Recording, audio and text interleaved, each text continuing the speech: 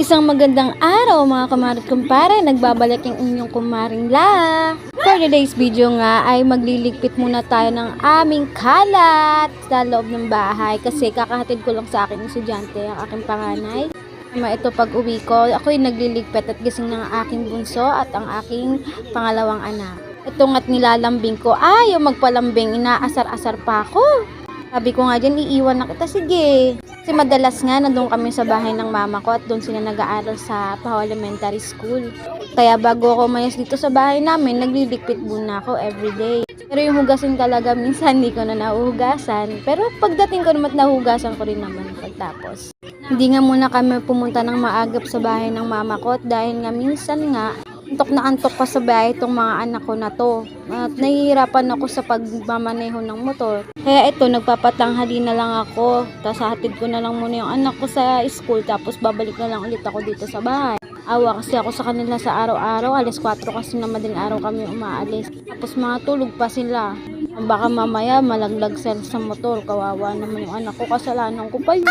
Kaya ito nga't ligpit-ligpit mo na ang iyong kumare. Pag uwi namin mamayang hapon, malinis yung bahay at wala na akong gaanong ligpitin pa, di ba? Mindset ba? Mindset.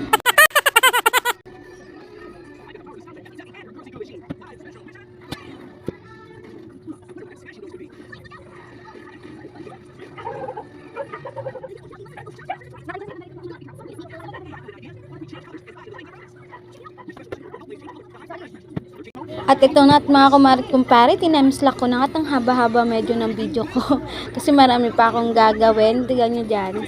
Keme-keme, walis-walis muna tayo, no? Minsan talaga mga kumarit kumpare, no? May time na may maraming pagsubok na darating sa buhay natin na hindi natin namamalayan. Tulad namin mag-asawa, lagi na lang ako naka-ospital. Lagi na lang ako may sakit. Pero awa ng Diyos, hindi pa rin niya kami pinapabayaan. Nagkwento pa nga ng talambuhay ang person.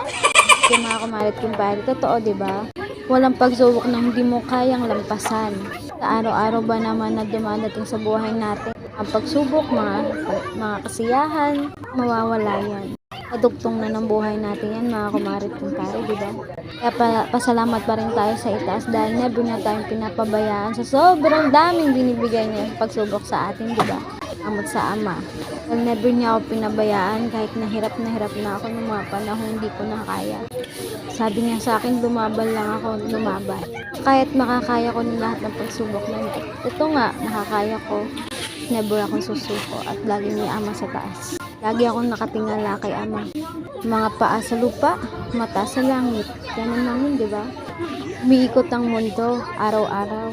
Minuminuto, napabago-bago ang oras natin. Saan nga hindi natin namamalayan mga nangyayari sa buhay natin, di ba? Tumada ang pagsubok. Kaya heto pa rin tayo, lumalaban. Nakaya, tudoble kayod para mabuhay ang pamilya. Susumikap. Dahil alam natin, sarili natin, na mayroong magabay sa atin sa araw-araw, di ba? Kaya wag bibito mga kumarit kumpare, laban-laban lang. Huwag mawawala ng pag-asa. Kaya malang yan, hayaan natin ang mga problema sa atin mga kumarit kumpare, diba? Kasi pag sobrang mong iisipin yung mga problema na yan, lalo kang mai-stress, madidepress, at di mo alam kung anong gagawin mo, diba? Kaya ang gawin natin kapag ganun, maglibang tayo, magbuni-muni, hanap na makakausap at masasandalan. Tulad ko, pamilya ko lang ang lagi kong nasasandalan at susumbungan ko sa lahat ng aking mga problema. Kasi wala namang iba eh. Ibang iindi at uunawa sa'yo kundi ang pamilya mo lang. Pero minsan, mga kaibigan mo din ang nakakatulong sa'yo. Kasi yung ibang pamilya mo, hindi ka kayang suportahan, tama ba? Minsan nga papagalit at susumbatan ka pa nila. Tapos lalo kang madidepress, dagdag pa sa problema mo, diba? Iisipin mo na naman bakit ganon yung pamilya ko. Ibig na tulungan nila ako, lalo pa nila akong dinidepress. Pinag-iisip ng kung ano-anong mga bagay. Lagi mong tatandaan, kumarit kumpare ha, ang pagsubok na hindi mo kayang lampasan. Ito na nga mga kumarit kumpare, sino nga ba dito katulad kong nagda-downy? Nag-change topic nga. Downy, ayan, downy yung pangano ko sa sahig namin. Nahin ko na, simula nung nag-asawa ako. Yung downy yung pinalilinis ko sa sahig namin para mabango. Fresh ba? Pag may tao, hindi ako mahihiya. Kasi 'di ba yung ibang bahay amoy kulog. Never ko talaga mawawala ng Downy Surf, mga ganyan, pampabango ng sahig namin o kahit saan. Minsan yung spray pa ng pabang, nilalagyan ko ng Downy yun para ma-sprayan ko buong bahay namin. Maho lang. Kaya kahit hindi maganda yung bahay namin at simple lang, at least malinis at mabango, 'di ba? Tama ba ako mga kumarit kumpare? Tapos kung nga papakain ako ng baboy. This videos is papakain naman tayo ng mga baboy. Ito yung place namin. Tapos ito yung baboyan. Ito pala yung mga baboy. Ayan. Pakainin muna natin. Bago nga kami umalis at pumunta ng bahay ng mama ko at papasok na aking pangalawang anak, papakain muna ako ng baboy.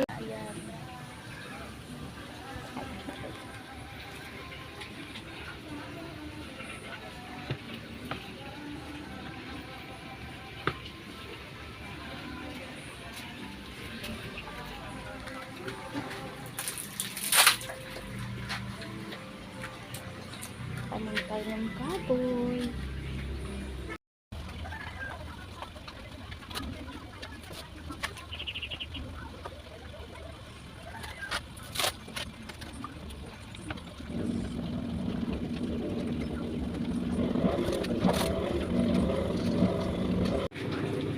Ayan na sila.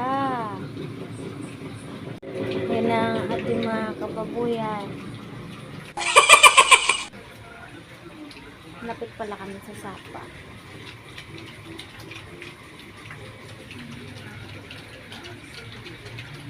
Hanggang dito na nga lang tayo mga kumarit kumpare. Salamat sa panonood.